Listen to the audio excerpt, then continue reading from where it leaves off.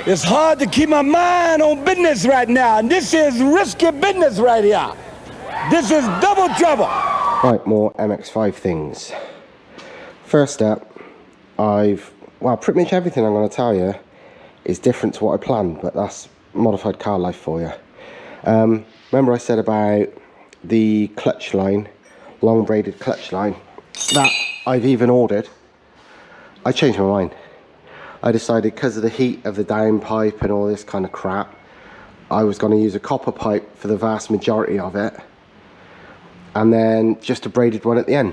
So that line coming from the master cylinder across there with the other brake line and down to there, because I've not worked out the final bit yet, is going to be most of the clutch line. So I just need a short braided bit to the slave cylinder now. You don't really want a solid bit all the way there because, well, engine movement and flex, but dead easy. So shame I've already ordered that massive line that I'm not going to need now. Next thing was alternator. As you would have seen in the previous video, the standard one wouldn't fit, so I ordered a tiny little one off a Kubota, I think they're called, engine. It's one that loads of kit car people use and all sorts, and yes, it fits perfect, but it lines up about right. It would only need minor modifications to the belt. But then I realised, not the belt, the bracket.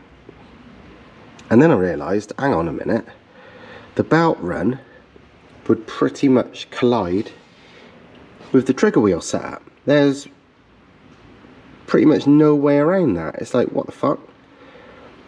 So it can't go there. Luckily, I'm not running power steering, and double luckily, this alternator is tiny, so it fits down there. Volvo 240s had the power steering down there, which is, you know, a good sign it was gonna be possible, and it makes the belt routing super simple. Look, this is literally a triangle of 3 pulleys. This is just mocked up at the moment, but using all standard Volvo parts, that's the original power steering bracket, power steering pump bracket down there, which the alternator is loosely mounted to at the moment, and that is two, I think, power alternator brackets. I think that one goes along the top of the alternator, which it is on this, and then that's the tensioner. So it's all very OEM. It just need a few spacers and this, that, the other to make it exactly spot on, but how it roughly sit lines up with the pulleys, it won't collide with nothing, and job done. It makes the lines from, well, to and from the oil cooler to be tight, but not like ridiculous. It probably just mean, rather than just coming straight across here, they'll have to do a bit of a 90 and go around the edge, because I mean they have to come to like here anyway, so it's not a big deal. Another thing I've been doing is working out where the fuck exactly the link pipe is going to go for the turbo, and I was looking at various ways, and the usual Volvo way, because they're really common on these because this manifold's really good, so it's like people don't tend to change it always, one, not in Scandinavia at least, is you'll have like a 90 and then a 90 and have the turbo here somewhere. Trouble with that is on this car it brings the turbo a bit too far forward and a bit too high for bonnet clearance. So I was working out various ways, and you could still do it, but it would just have to be less forward than a lot of them. But then, after loads of messing about, because I've looked at this plenty of times over the last God knows how many months, I realised what isn't possible on the Volvo is possible on this, which is the simplest bloody pipe in the world, which is a short straight and then a 90, so it sits about there. And what that is, that allows decent room for the air filter, and decent room, you know, clearance to the plugs and all that kind of shit. It's the most compromise is it's less room for the downpipe, but it still allows like a normal enough 90-degree bend and a full 3-inch downpipe, so it's not much of a compromise. So yeah, that's what I'm going to do. The first thing I had to do was port match this stainless steel T3 flange to the manifold, because obviously I'd ported that out as well, so I had to port this out because it was way smaller, which took forever because it's stainless steel, but it's done, so bollocks to it. Then I mocked up exactly where it fit, and then copied that into schedule 10, as in thick as fuck, 2-inch, sorry, pipe. It's just off the shelf, schedule 1090, and this is a piece of pipe I cut off to the right length, and then I have ovaled it using the magic of a big metal hammer so it matches that. Notice it's already tacked on. Thomas did that with the TIG welder. I would have done it if only the fucking foot pedal for mine has even arrived yet, but it hasn't. I'm still waiting, even though it's been nearly a month, and the company claimed they had it and they didn't even have it in stock, but that's what people are like these days. But anyway, so yeah, he TIG welded it on first, because if you try and squash one end, especially when it's a short pipe like that, of something like schedule 10 like this, where it's so thick, it'd try and deform the entire pipe, so you'll end up with it squashing a bit at this end too. So tacking it in place means, well, yeah, it's not gonna deform. So he did that first, then I hammered it right, which means it'll go on there, and it just needs welding on, and the V-band on that side welding on, and it's done. Thomas is not going to be back now for a couple of days, and I'm too eager, I think, to put the turbo in position, so I might just do some MIG spot welds to hold the flanges on the here, just so I can, well, partly so I can triple check it's gonna fit, and partly because it looked fucking cool and I just want to see it. But yeah, I better do that anyway, because if I get him to permanently, you know, weld it on fully, and then it turns out it's not actually in the place I thought it would be, then it's a bad idea. So I'm going to do that and see how it goes. Obviously, once all this is fully welded, we know where we can mount the wastegate, which means cut a hole and more fabrication. But for now, just need the turbo to be in the right place. That's the link pipe tacked up into place. Obviously, Thomas's TIG welded loveliness there, and then just two nowhere near as pretty MIG welds to hold each of the other two on, but should be enough to hold up. I had to do quite a lot of grinding, die grinding on the inside of this flange to make it a smooth transition, because it turns out the idea of this is slightly smaller than the idea of that, but I sort of bell mouthed it, so now it's a smooth, no step all around it. So that's the job done. It'd be much the same on this, because at the moment, look, the pipe is way smaller. It's the correct size top and bottom, but it's going to need the holes filling, and then me getting the die grinder and gradually making it a smooth transition. But whatever, we're getting there. Well, there you go, it's in place. Just tack welds, but they're enough to hold it in place, and it looks awesome. I think that's enough clearance. I think, hope, pray that's enough clearance for the plugs.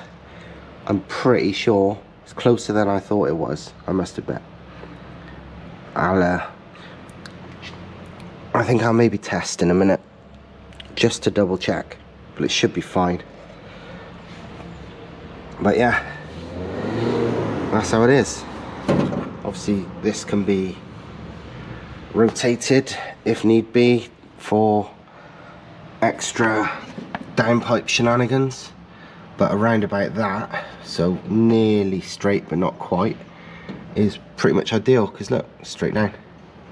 That's downpipe sorted.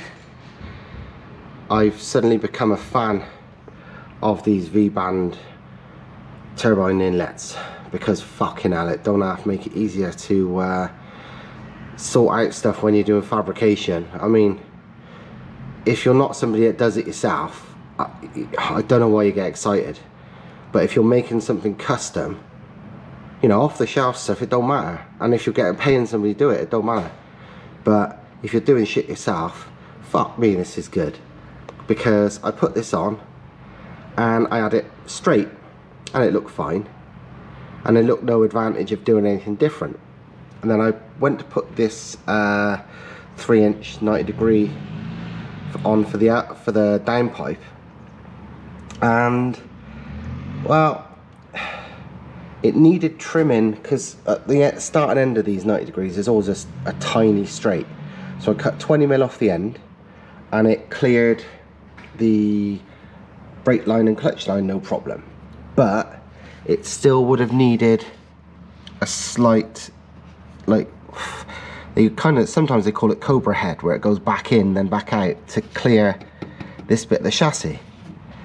Then I thought, hang on, why don't I, now I've got the room, because you can now see where the room is, I can angle the turbo, you know, whichever way suits, and like that, clears the chassis, is a straight pipe all the way to the bottom now, gives even more room for the plugs and leads, which I've just checked and it's easily doable, and yeah, it's fucking awesome. So yeah, really chuffed. And as much as I'm a big twin scroll turbo person and a much of a not wanting to spend money when you don't have to person, if you're making your own custom shit, I can now massively see the advantage of V-band turbine inlets, because yeah, it just allows you so much more wiggle room without having to refabricate anything.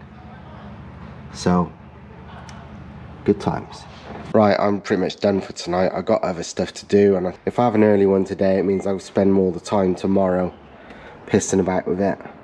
So last couple of things I've done is, I reckon if I got the oil sandwich plate for the takeoff for the oil cooler at that angle, so 45 degrees or so up, because obviously I can't have the lines coming this way because of the belt.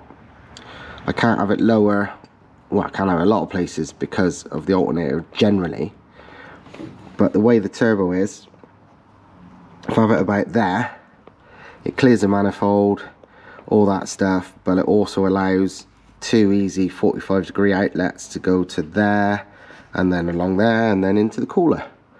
So dead easy, so that is fine. Wastegate position, something like that is probably a good bet. Basically, I don't, there's not much room for it. If I have it too far forward, it's going to interfere with the lines for the oil cooler and or the oil filter. Like, I don't want to be removing a fucking wastegate just to change my oil filter. So, you know, but there, it wouldn't need to. So that could be an option. There as well, to be perfectly honest, I could recirculate the gate back into the downpipe. I wasn't sure I wanted a, you know, a separate screamer. I'm still not sure if I do. If I do, it won't be hitting the track, because obviously that will fail noise regs. So I don't know. I don't know. I think I prefer it not being a screamer. I don't like stupidly loud exhausts. No, I don't. No, I think I'm gonna have it recirculated. Looks like there's room. I mean, beforehand I wasn't fussed. It was like whatever fits. But now I've done a bit more fabrication and working out. It looks like there's gonna be room, and if so, I'm just gonna do it. So something like that would be, you know, good. It's gonna have to be, there's certainly not much room. Something like that is more room for the gate, but the outlet is not in a good place then. You know, I mean, like this sort of thing, then realistically it would end up a screamer, and I don't really want one. There's not much room at the back for it, but yeah, whatever. I mean, there's room. You know, you got the easy route one straight out the bonnet job, but I don't want that. That's enough for this video. I'm not sure if it's, well, it's going to be fairly short probably, but whatever. Hope you liked it. Stay tuned, because there's a whole shitload more, and obviously it's very nearly done. Do you know what I mean? It's like, it's going to be time to get the fucking thing running shortly. So yeah, like, subscribe, comment, all that good shenanigans, and stay tuned, because there's got to be a whole lot more very soon. See you next time.